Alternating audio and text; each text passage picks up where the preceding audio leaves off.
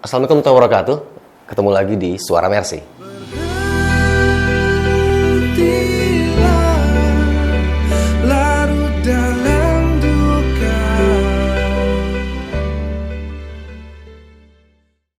Alhamdulillah, nah hari ini Putra kedatangan seorang tokoh muda yang luar biasa. Beliau juga berjasa besar terhadap perjalanan Medical Emergency Rescue Committee. Teman-teman Mercy yang beliau juga fakta sejarah, banyak hal yang terjadi dan beliau alami. Dan hari ini Putra akan tanya kupas apa yang beliau rasakan, apa yang beliau alami di sana, sehingga jasa-jasa itu bisa kita nikmati hari ini, bisa kita syukuri hari ini, karena beliau dan teman-teman telah memberikan banyak pengorbanan terhadap kemanusiaan ini. Kita sambut Insinyur Nur Ikhwan Abadi. Assalamualaikum. Assalamualaikum. Dari jauh ya? Dari jauh ya. Beliau putra Lampung. Jadi biasanya di Lampung kita panggilnya Yai, Kiai. Kiai. Jadi Kiai. Putra nggak masalah ya Putra panggil Kiai. Nggak apa-apa. Biar budaya kita tuh terasa sekali dan boleh. Beliau juga teduh wajahnya, sangat tawadu insyaallah. Putra panggil Kiai Nur, Kiai aja. Ikhwan aja boleh. Atau Kiai Ikhwan. Boleh dah. Ya kan, Kiai Ikhwan, sudah berapa lama di Mercy? Di Mercy alhamdulillah sudah dari 2009 ya. 2009? Jadi berapa? 12 tahun. Iya. 12 tahun ya. Mercy 2009. Udah sekolah tuh anak-anak tuh. Kalau Iya. dari awal Mercy, ketemu Mercy awalnya di mana? Tahu Mercy kita kan dari Pondok Pesantren Al-Fatah ya. Oh, betul Al-Fatah. Al-Fatah, terus ada gempa Padang dulu. Iya. Gempa Padang, nah dari situlah kita mulai. Padang Pariaman waktu itu ya? Iya. Padang Pariaman. Teman-teman Mercy kebetulan di sana, kita juga dari sana. Nah, dari situlah kita mulai kenal Mercy. Dari situ berangkat, terjun langsung menjihad profesi seorang insinyur yang juga terlibat dalam pembangunan rumah sakit Indonesia di Gaza. Nah, kita lihat ada foto kayak Ikhwan nih sama teman-teman. Ini kayaknya Dr. Arif deh. Iya, Dr. Arif tuh. Ini satu kloter nih maksudnya. Ini kloter pertama. Di kloter pertama. Waktu mau berangkat ke Gaza. Ya. Ke Gaza. Oh, berarti Mafi Marmara juga? Mafi Marmara ikut. Ikut. Nah, itu gimana terjadi di sana? Jadi kan memang kita berlima ya. Dari Al-Fatah tuh dulu ngirim 10 CV insinyur. Karena Mercy kan minta insinyur yang bisa tinggal lama di Gaza. Gitu kan. Dikirimlah 10 CV waktu itu nama-nama. Saya urutan 10. Karena waktu itu 2000 baru lulus kan. Baru lulus kuliah. Ya belum ada pengalaman gitu kan. Yang wawancara Pak Farid dulu. Oke, iya. Pak pembalap malah. Iya kan. Wawancara terus. Diwawancara Pak Farid sempat nanya, bisa bahasa Inggris nggak? Nggak bisa. Bahasa Arab? Nggak bisa. Karena emang pengalamannya minim dan bahasa. Iya. Ya, nah, tapi akhirnya. Kalau bahasa Lampung bisa dah tuh. Bisa dah. Nah, tapi entah kenapa kok saya yang dipilih dari 10 CV itu saya paling underdog lah, paling bawah gitu. Tapi ya qadarullah saya yang dipilih gitu. Berangkatlah waktu itu di 5 orang kan. 5 orang, benar. Uni UPI, Dr. Arif, ada saya, kemudian Abdul Awani, kemudian dari TV One ya, si Muhammad Yasin. Iya. Rencana sih kita nyampe sana mau peletakan batu pertama, seremonial lah gitu kan, dengan numpang kapal Mafi Marmara. Karena udah berapa kali kita nyoba masukkan aplikasi untuk masuk ke Gaza lewat Mesir, nggak bisa.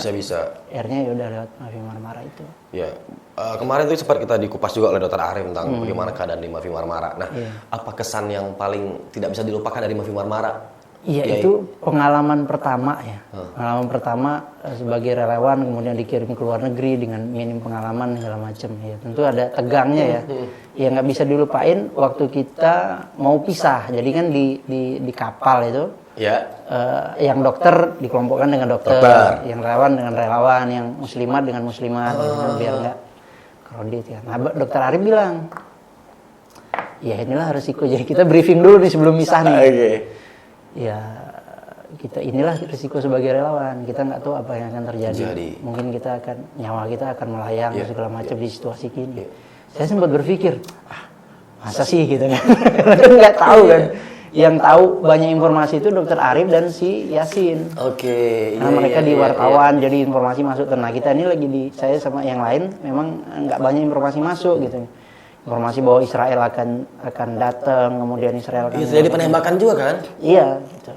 Nah ya sudah, saya berpikir saat itu nggak akan terjadi apa-apa deh gitu. Paling kita cuman disuruh berhenti, suruh putar balik gitu. Ya, berarti kayak Ikhwan saat itu lagi lugu-lugunya tuh ya? Iya. Nggak tahu nih. Nggak ngerti gitu. Kapal terus ternyata ditembak-tembakin. Sempat disandra juga. Disandra. Gitu. Nah akhirnya tapi kejadian itu waktu kejadian saya di dek 4 tuh, di dek 4. Dek 4 di luar. Ya kita diminta untuk di bawah. Ini karena kita kan di luar kan, begitu kita keluar kepala kita nongol tuh Israel ternyata udah di atas kan dengan helikopternya, kemudian nembakin para relawan itu yang ada di dek 5 itu. Iya. Nah kita sempat khawatir juga saat itu. Saat itu ini udah berkeluarga atau? Sudah keluarga dengan anak 2. Diizinin? Iya. Luar biasa izin.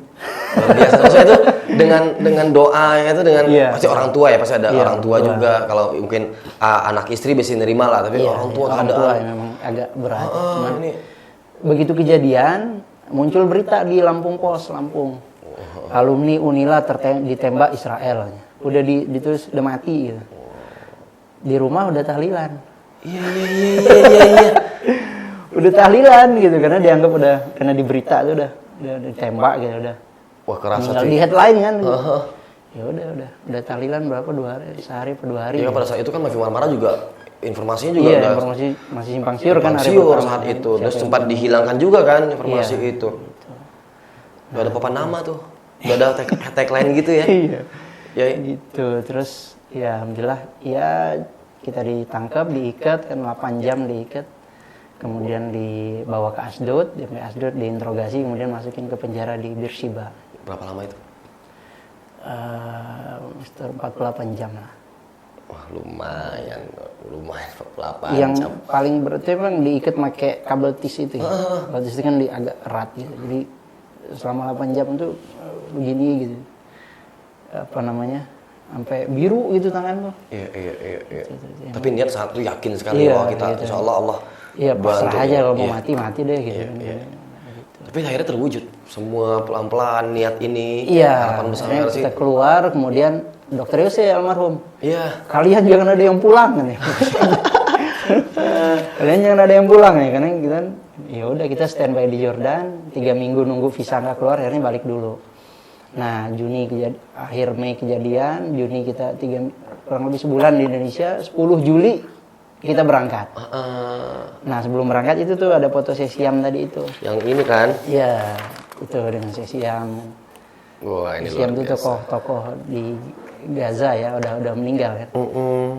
Khotib di Masjidil Aqsa juga beliau. Beliau khotib juga. Wah nih ditampilin di sini nih. Ya. Slide-nya ini banyak banget nih. Kita mau kupas sedikit. Nah, ini di mana? Yai. Iya, kalau yang ini kita sebelum keberangkatan. Ini? Iya, sebelum keberangkatan. Oke. Ini udah sampai nih ya sebelah kirinya? Iya, yang sini kita ketemu dengan Bang Mail tuh. Bang Mail? Bang Mail tuh Ismailania. Oke. Kita mau kita dijamu di rumahnya di Gaza City ya. Oke. Itu foto dengan beliau. Nah ini di bawah ini kan waktu mulai pembangunan ya? Iya, itu waktu kita lagi setelah briefing, kita foto bareng di situ. Di lantai rooftop ya. Nah waktu itu bagian apa nih di sana sama tim ini? Misalnya ada kan pasti ada yang desainernya atau arsiteknya atau apa? Nah bagian apa waktu itu? Saya diamanahin ini mimpin anak-anak lah. Mimpin anak-anak? Jadi manajernya lah di sana gitu. Dan anak-anak untuk ngatur kerjaan segala macam. Nah, itu kan dibantu tim Indonesia aja atau dibantu oleh banyak rakyat lokal itu, penduduk lokal? Kita ada dua atau 3 tahap ya. Tahap pertama karena kita masih cari Kita belum tahu lapangan. Tahap pertama itu struktur, tahap kedua arsitek dan ME. Nah, tahap pertama ini kita kasih kontraktor lokal. Kontraktor lokal tapi kita pengawasnya. Nah, Anda nggak bisa bahasa Inggris, nggak bisa bahasa Arab, terus bahasa apa? Bahasa tubuh. Iya, jadi memang tapi di situ memang dilatih ya. Akhirnya bahasanya alhamdulillah pelan-pelan lah bisa. Jadi kalau sebelum rapat biasanya dengan Kementerian Kesehatan karena ada arahannya dari Pak Farid, dari Pak Idrus segala macam dari sini. Itu saya tulis dulu. Tulis terjemahin Google Translate. Iya. Terus ambil rapat saya ngintip gitu. Iya, apalagi dia. Gitu kan. Bahasa Inggrisnya akhirnya pelan-pelan akhirnya kita bisa. Kemudian bahasa Arabnya kita dapat kursus bahasa Arab gratis. Allah. Di Universitas Islam Gaza. Jadi ada ada satu dosen tuh begitu ngelihat kita, yaudah deh kursus bahasa Arab. Jadi dari dasar banget tuh. Iya. Kita berlima saat itu. Berapa lama waktu itu untuk bisa sedikit minimal kita kuasa dasarnya deh? 3 bulanan lah. Cukup cepat. 3 bulanan yang teorinya, prakteknya kan dengan tukang-tukang Langsung, lokal. iya. Itu yang bikin kita cepet gitu. Nah, teman-teman yang kalau sekarang lihat Rumah Sakit Indonesia di Gaza yang menjadi kebanggaan bangsa Indonesia hari ini dan termasuk rakyat Palestina juga. Nah, itu tidak lepas dari kontribusi beliau juga yang luar biasa, Masya Allah. Dan sekarang mau nambah lagi ya tingkatannya ya? Sudah. Kemarin kan tahun 2019 berangkat lagi relawan 30 orang dipimpin oleh Pak Edi. Udah nambah 2 lantai lagi. Alhamdulillah. Tolikara 2015. Iya, pulang itu dari ngapain? Pulang dari mana? Pulang dari Gaza bulan Juni 2015. Ini kerusuhan kan? Konflik kan? Kerusuhan. Pulang terus konflik Tolikara meletus. Tiba-tiba dokter Yose telepon almarhum. Wan ke Tolikara ya. Insinyur ngapain ke konflik? Tahu tuh dokter. Dokter enggak apa enggak kan? Berarti Anda luar biasa sih. Siap. Iya. Jadi tanya, kan. Bangun sesuatu nggak di sini? Enggak. Jadi waktu itu kita memang asesmen aja. Asesmen apa sih sebenarnya yang terjadi di sana? Kenapa masjid sampai dibakar? Kenapa muslimin sampai diusir dari tempatnya segala macam gitu. Kalau dokter Ben spesialis medan perang, beliau spesialis konflik juga kayaknya beliau. Iya, ada peran Israel nggak di sana? Gitu. Iya, ada. Karena kan begitu ada konflik bendera Israel pada muncul tuh gitu. Wah, ada dokumentasi nggak sih tuh? Ada kalau nggak salah ya. Tapi begitu kita nyampe sana, hilang. Gitu. Wow, ini enaknya suara Mercy, semua disuarakan, jangan takut. Kayak suarakan semua kebenaran di sini. Wah, boleh tuh kita cari faktanya ya kalau ada bendera-bendera di situ. Menarik tuh karena itu sejarah juga. 2015 itu. 2015. Kita berapa hari? 2 minggu lah di sana. 2 minggu, kemudian ya kita lihatlah situasi di sana. Memang ya muslimin minoritas ya, kemudian juga kebanyakan dari mereka pedagang. Emang konfliknya konflik apa sih waktu itu?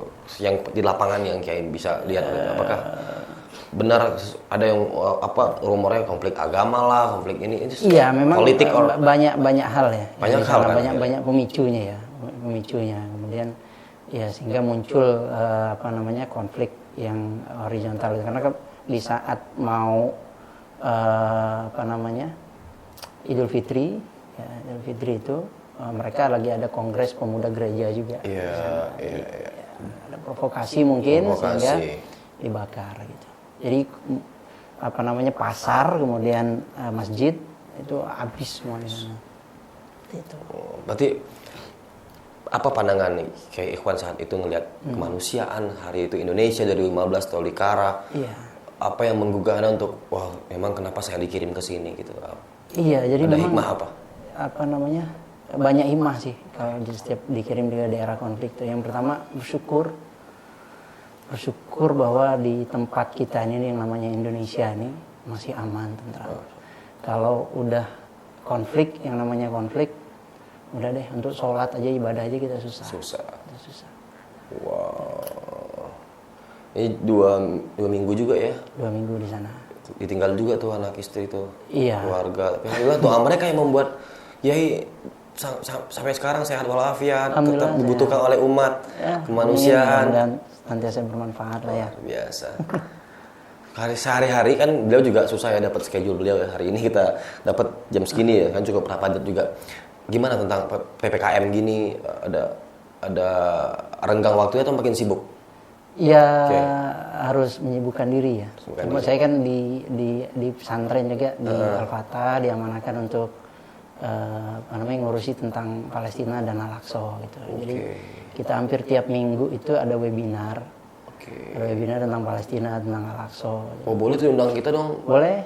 Ya, biar soal Mercy juga terlibat. Pembicara kita dari Palestina terus lah. Wah boleh tuh. Bahasanya? Bahasa Arab. Tapi ada. Bahasa Arab, bahasa Inggris, ada translator. Oh iya, ntar Putra iya aja nggak ngerti. Ada, ya kan? Kita berapa kali pernah live langsung dari Masjidil Aqsa. Jadi kita ada orang di Aqsa. Cewek cowok pembicaranya? Ada cewek, ada cowok. Besok undang-undang yang cewek juga. Siap.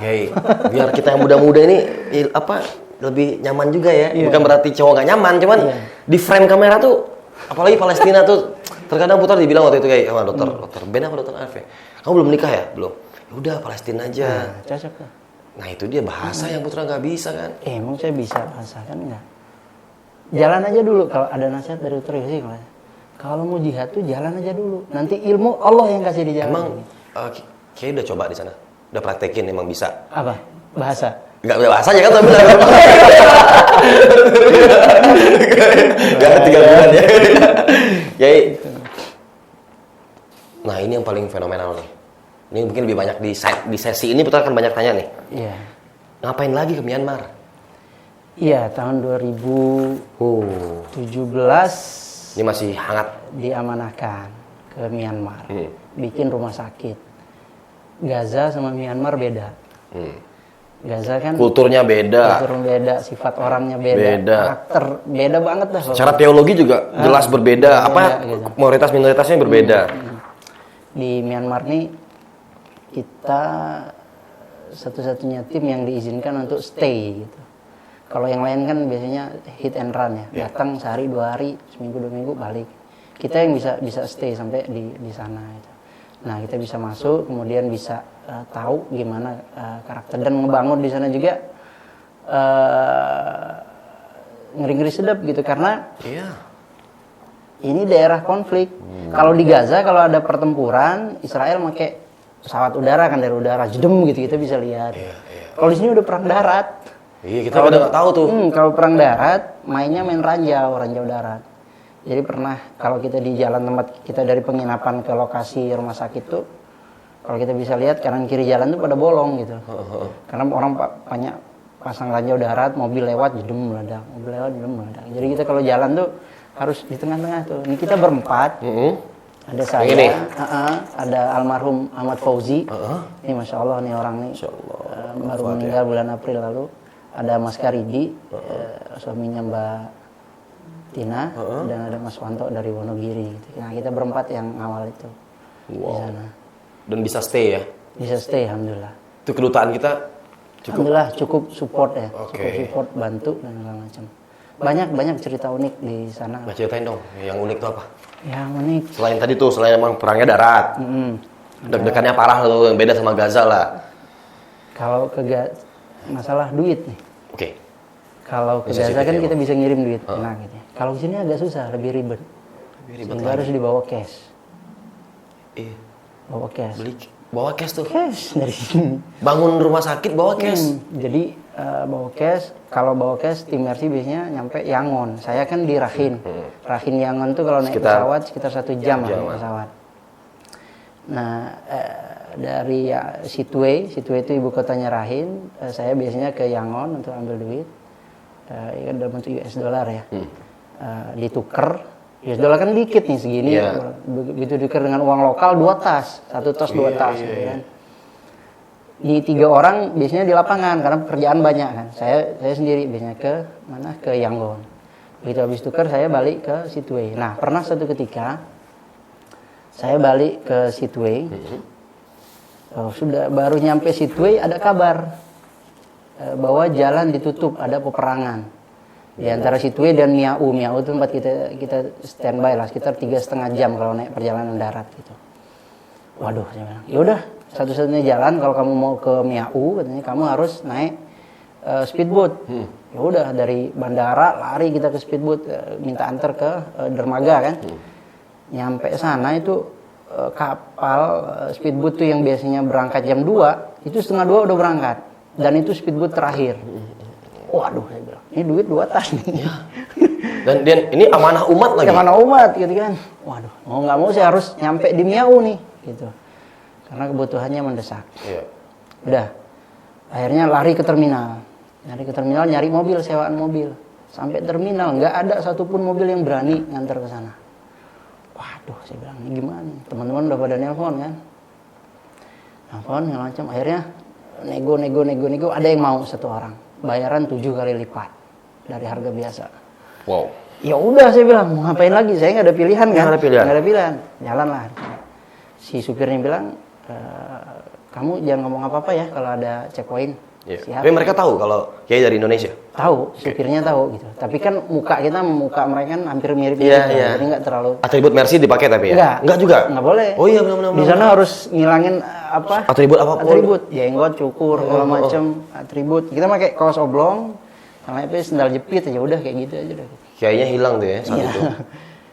Karena mendesak ya udah, saya belum sholat zuhur saat itu. Jalan beberapa checkpoint, kita dijegat, kemudian di sekitar 1 jam sebelum nyampe penginapan Miau, benar jalan ditutup. Mobil-mobil yang di depan kita putar balik semua. Udah sore itu, udah jam 5-an lah. Mana belum sholat lagi kan. Nah penumpang yang ada di mobil itu pada turun, mereka tinggal di tempat saudara-saudaranya di yang dekat di situ karena mereka banyak kerabat di situ kan. Si supir bingung juga. Ya udah kita cari penginapan, dia bilang. Dia cari penginapan, belum sholat. Saya kan di sana kan boleh bilang ya, mereka tuh nggak suka sama Muslim. Gitu. Iya. Jadi memang harus hati-hati banget gitu. Nggak suka dalam artian kalau di peribadahan juga kita nggak susah terbuka lah, susah terbuka. Nggak bisa terbuka kayak di Indonesia gitu. Ya udah dia cari penginapan, saya sholat di mobil. Sholat di mobil udah nggak ada orang, sholat dengan tayamum lah. Gitu. Cari penginapan, dapat penginapan satu, ditanya yang mau nginep orang asing, ditolak. Jadi penginapan di situ nggak ada yang boleh nerima orang asing. Keliling cari penginapan, internet mati. Udah berapa bulan dimatiin kan, karena kan ada pertempuran. Iya. Nah, kemudian saya harus kontak dong. Satu-satunya jalan SMS. Saya SMS ke Mbak Rima. Paling nggak kalau saya hilang, posisi terakhir saya mereka tahu. Gitu. Iya, cek posnya di sini nih. Duit 2 tas nih. Udah saya taruh di bawah, saya injek-injek aja itu duit itu tas isinya kan. Banyak banget pokoknya duitnya udah. Kemudian menjelang maghrib kita keliling masuk ke desa, ke daerah desa, dapatlah satu penginapan udah tua dari kayu gitu, ukuran 1x2 gitu kan. Dapatlah penginapan di situ. Gitu. Tidur di situ, tapi saya kan ngeri nih. Karena di situ ada jam malam dari jam 6 sampai jam 5 pagi nggak ada yang boleh keluar. Kalau ada yang keluar di jam itu tembak di tempat. Waduh, Tembak di tempat. Mau duit gitu ya. Udah sebelum jam malam ini saya keluar cari senjata. Cari senjata. Kalau saya nyari pisau, kalau nggak gunting. Iya. Cari. Ini mah untuk jaga diri saat. Jaga diri. Iya. Dapatlah gunting. Pisau ntar pada curiga lagi ngapain nih beli pisau gitu kan, orang asing. Dapatlah gunting. Jadi malam itu saya tidur sambil megang gunting. Duitnya saya peluk, guntingnya saya pegang sambil tidur gitu kan. Mata terkantuk. Iya gitu. Gresek dikit bangun gitu. Gresek dikit bangun ya, alhamdulillah malam itu saya ditemenin tikus. Jadi banyak banget tikus lewat. Kalau lagi megang itu gresek tikus lewat, tikus gitu. Iya. Nggak tidur. Udah berpikirnya udah macam-macam dah gitu. Udah macam-macam karena itu waktu tidur sendiri atau sendiri? Pisah-pisah ya? Pisah ya, satu kamar satu orang itu. Dan kita nggak tahu kan itu situasinya memang lagi gawat-gawatnya. Kalau soalnya perang darat ya. Perang, jadi apa namanya militer Myanmar tuh nggak pandang bulu gitu. Siapapun yang dianggap bahaya tembak. Gitu. Kalau kita jalan dari mana? Dari tempat penginapan ke lokasi rumah sakit itu nggak jarang kita ketemu mayat kegeletak di jalan. Iya. Tiba-tiba hilang. Nah itu kan padahal kemanusiaan sekali ya, tapi dalam perang justru itu harusnya ada aturannya, tapi faktanya begitu di lapangan. Faktanya begitu. Gitu. Wow. Tapi ada yang insiden nggak sih? Ya saya itu sama teman-teman yang lain sempat cedera atau apa? Sempat terjadi pertempuran di dekat rumah sakit kita. Jadi lagi kerja nih, saya lagi balik dari Yangon, lagi di jalan, tiba-tiba dapat telepon. Ada pertempuran di mana? Dekat rumah sakit. Ya udah Ji, hati-hati, saya bilang. Karena kan Fauzi yang di lapangan, almarhum Fauzi kan. hati-hati kalau bisa ambil gambar bilang. Jadi lagi kerja tiba-tiba tembakan roll itu, para pekerja pada lari semua ke dalam, pada nyumput di dalam gitu. Nah si Fauzi ini karena kebiasaan di Gaza kan, beliau pernah ke Gaza juga. Kalau di Gaza kan ada bom, kita naik ke atas foto gitu. Ini dia naik juga ke atas. Foto bom. Kalau kita foto merchant beli bom. Terus besoknya kita lihat atap rumah sakit kita pada bolong. Projektil peluru begitu kita lihat kan, dicek di plafon ya, banyak projektil peluru masuk ke situ. Makanya Fauzi, ya Allah Ji, hati-hati Ji, dia bilang, ente naik ke atas, bilang ambil moto peluru berdesingan. Demi momen itu, demi sejarah yang ngasih beliau ini teman-teman. Jadi itu gitu. Berapa lama waktu itu ya? Nah, maksud ditemanin tikus, terus gagal duit itu berapa hari deg-degannya? Hampir tiap hari sih deg-degannya. Apalagi kalau itu duit banyak umat juga kan terlibat di situ ya. Kalau duit sendiri mungkin kita lebih masih lega lah. Udah deh hilang duit. Ini duit orang gitu yang harus kita sampein kan amanah. Amanah ini. Itu. Jadi luar biasa. Nah, alhamdulillah ya pelan-pelan kita dengan kontraktor lokal, rumah sakitnya alhamdulillah bisa jadi ya, walaupun di sisa 7 bulan atau 8 bulan terakhir akhirnya kita take over. Kontraktornya kabur. Kontraktornya kabur, jadi kita nggak tanggung jawab lah seperti itu. Ya akhirnya kita take over. Untuk kemanusiaan pun kabur ya? Iya, kita cari materialnya, kita yang cari tukang. Dan ini nih yang luar biasa nih, teman-teman Rohingya nih yang di bawah. Iya. Itu mereka tuh nggak bisa ngapa-ngapain, ngaduk semen aja nggak bisa. Dan beliau Muslim? Muslim, mereka Muslim. Ini orang-orangnya Muslim. Ngaduk semen aja nggak bisa. Jadi karena kita susah nyari tukang. Di sana kan kalau nyari tukang harus dari kota, karena tukang ahli nggak ada di situ. Kalau nyari dari kota paling kuat 2 minggu atau 1 bulan maksimal. Terus kabur karena takut konflik, kemudian Ya merasa sudah tidak nyaman lah. Nggak nyaman lah gitu. Jadi nggak ada yang mau tapi minta 2-3 kali lipat. Kalau 2-3 kali lipat biayanya kita nggak sanggup, tekor banyak. Akhirnya kita manfaatin saudara-saudara kita yang Muslim Rohingya yang lokal. Di training, ya harus sabar. Kita nggak bisa bahasa mereka. Belum terbiasanya bangun apapun. Nggak bisa apa-apa gitu kan. Ya udah si Mas Karidi sama Mas Wanto sama si Fauzi itu yang tiap hari gitu. Ada yang nggak bisa bawa. Akhirnya setelah selesai ada yang udah bisa masang keramik, ada yang bisa ngecat, ada yang bisa, waduh subhanallah deh, mereka sampai jadi tukang andalan di kampungnya akhirnya. Bermanfaat sekali buat mereka ya. Masya Allah gitu. Itu.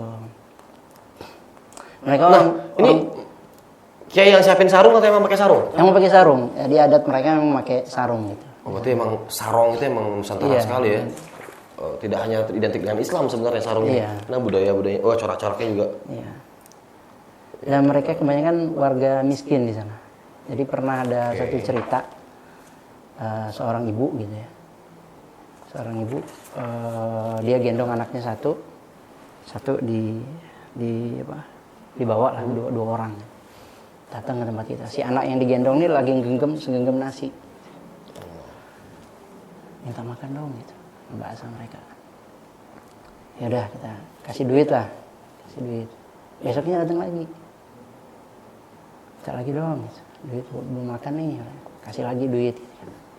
Hari ketiga datang, saya bilang gini aja deh, daripada lu minta-minta di sini aja, biar kerja di sini, nggak ketang nyapu apa kek gitu. Ya udah, hari besoknya dia datang, mulai dia nyapu dari pagi kan nyapu di halaman rumah sakit tuh. Begitu tengah hari kan istirahat. Nah, tukang-tukang yang lain kan biasanya bawa rantang nih. Iya, bekal lah dari bekal. Mereka. Ini ibu sama 2 anak diem di mana? Di halaman rumah sakit, nggak ngapa-ngapain. Saya deketin, udah makan? Belum. Ya Allah, saya bilang. Sekarang di sini deh, ambil semua makanan kasih ke mereka. Iya. Tuh begitu Mas Karedi ambil, kasih ke mereka. Begitu si ibu sama si anak ini ngelihat makanan, subhanallah tuh anak sampai lompat-lompat senengan. Bahagia ya. Saya langsung masuk tuh ngelihat mereka gitu kan. makanlah itu makanan begitu banyaknya habis tuh sama 3 orang. Iya. Saya sampai berpikir ya Allah gitu. Di zaman yang kayak gini masih banyak orang yang kelaparan. Dan saudara-saudara kita lah. Saudara-saudara kita. Dan itu ribuan saudara-saudara kita muslimin Rohingya yang seperti itu. Gitu. Makanya saya bilang tadi dari semua perjalanan selama menunaikan amanah ini satu hal yang memang benar-benar harus yang menjadi hikmah buat saya itu bersyukur. Syukur kita masih bisa makan, masih bisa sholat, masih bisa damai. Masih bisa damai gitu, insyaallah. Luar biasa. Agak melo ya gua sama ya ini karena memang beliau merasakan betul di dalam perjalanan ini karena teman-teman akhirnya mengerti.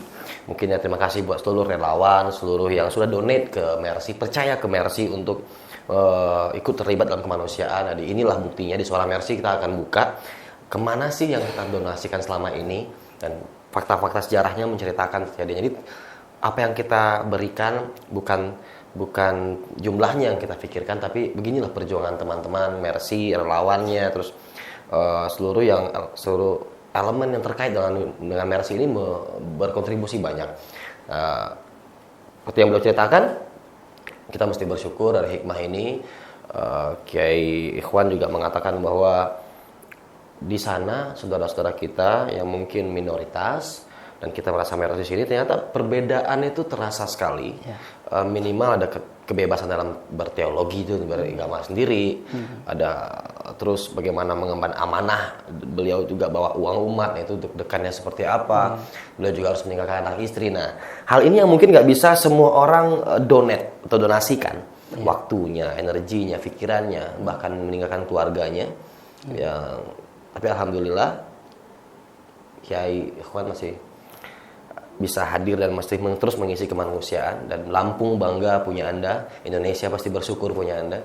Nih Pak Bupati, Pak Gubernur Lampung, luar biasa. Kapan terakhir pulang ke Lampung, Kiai? Baru seminggu lah di Jakarta. Baru kemana? Iya. Oke, Gubernur sekarang Pak Arinal ya? Arinal. Sama Bu Nuni ya? Iya. Tuh, Pak Nuni, besok undang Putra ke Lampung, Putra ke rumah beliau ya, kita pengen sekali karena kita bangga punya Putra Lampung yang luar biasa yang setelah membuat sejarah bahwa terlibat dalam pembangunan banyak kemanusiaan, rumah sakit di Gaza, terus di kerusuhan konflik di 2015 juga tadi di Tolikara, sekarang di Myanmar juga, dan luar biasa beliau menjelaskan arti yang selama ini mungkin sekedar kita baca, Putra baca dan Putra dengar aja, bahwa ternyata barang siapa yang membantu kesusahan sesamanya muslim, maka Allah akan bantu dia. Dan barang siapa yang menjaga aib saudaranya, maka Allah akan tutup aibnya dia, insyaallah. Karena Kiai Ikhwan memfaktakannya hari ini, dan terima kasih menjadi guru duduk yang luar biasa hari ini. Seorang yang sangat menginspirasi, dan sehari-harinya beliau di pesantren juga. Salam untuk teman-teman saudara sana. Banyak hal yang pengen kita ceritakan, jadi jangan kapok diundang Suara Mercy lagi. Kita sengaja tidak bisa ngobrol lama karena abis ini kita ngobrol lagi, tapi kita close kamera dulu karena banyak rahasia yang kita ingin ungkap dan belum kita sensor untuk di Suara Mercy. Betul saya bilang terima kasih banyak dan jangan lelah, tetap lillah. Insyaallah. Oke, tetap jadi inspirasi banyak orang, insyaallah pasti. Oke teman-teman, Kiai mungkin ada menyampaikan sesuatu? Iya. Teman-teman relawan mungkin yang sama ini menyemangati Kiai. Iya, buat ini kameranya, teman-teman semua rakyat Indonesia, ayo kita jaga persatuan dan kesatuan ya. Karena memang damai itu indah. Damai itu nyaman dan damai itu nikmat seperti itu. Nikmat yang luar biasa yang memang jarang banget disyukuri. Kalau kita damai, kita tenang, apapun kita insya Allah bisa kita lakukan. Ya, mudah-mudahan Indonesia tetap damai, Indonesia tetap aman, ya, dan maju insya Allah. Amin. Oke, teman-teman Suara Mercy, terima kasih banyak udah stay di sini bersama saya dan Kiai Ikhwan. Dan insya Allah kita ketemu di episode berikutnya. Assalamualaikum warahmatullahi wabarakatuh.